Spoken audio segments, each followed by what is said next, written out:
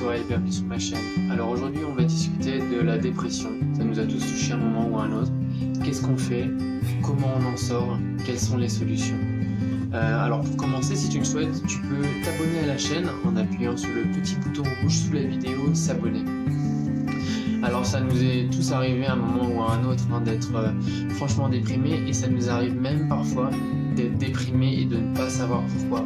Parfois on est déprimé à cause du résultat de quelque chose qui s'est passé, une rupture, une perte.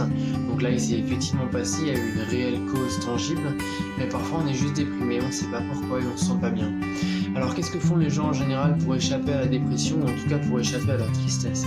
Ils vont voir leurs amis, ils s'occupent, ils font tout ce qu'ils peuvent pour ne pas y penser.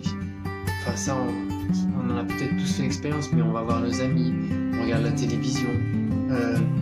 Si on est déprimé à cause de quelque chose ou à cause d'une situation, on va peut-être appeler un ami pour en parler. Enfin, on va se distraire. Gardez en tête, quand vous êtes déprimé, si vous cherchez à cacher votre dépression, peut-être que vous en serez plus conscient pour les temps qui vont venir, mais elle sera toujours là. Elle va réapparaître tôt ou tard. Si vous vous sentez mal, si vous êtes triste, si vous êtes déprimé, si vous avez des sentiments, peu importe, de folie, ou vous vous sentez mal, ne les mettez pas de côté. Essayez, et ça c'est mon conseil, et ça peut être très dur, mais plongez dedans. Ne réfléchissez pas, ne faites pas intervenir le mental dans ce qui se passe, mais laissez ces émotions telles qu'elles sont. Alors l'analogie, tout le monde la connaît pas, mais pour ceux qui sont parfois allés à l'église, on voit souvent l'image de Jésus avec un cœur ouvert dans les églises.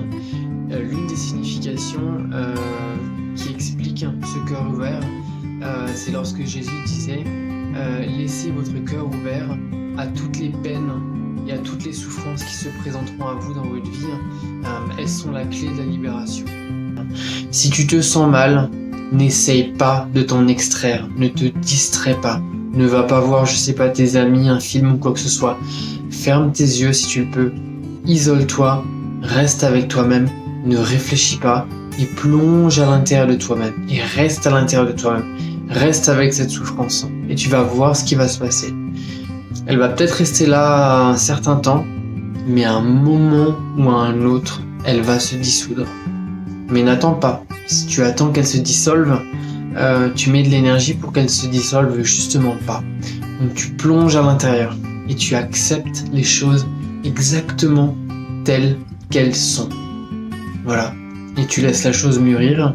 Et c'est toi qui vas mûrir au final grâce à des expériences comme ça. Voilà, en tout cas j'espère que t'es pas déprimé, mais si jamais tu l'es, ferme juste tes yeux, respire consciemment, ne pense à rien. Fais le vide et observe cette souffrance, sans vouloir l'amplifier, sans vouloir la retirer, mais reste juste le témoin de ce qui t'arrive, et vois ce qui se passe. Voilà, à très bientôt et bon courage dans tes épreuves présentes et à venir, si jamais des épisodes difficiles pour toi devaient se présenter. À bientôt.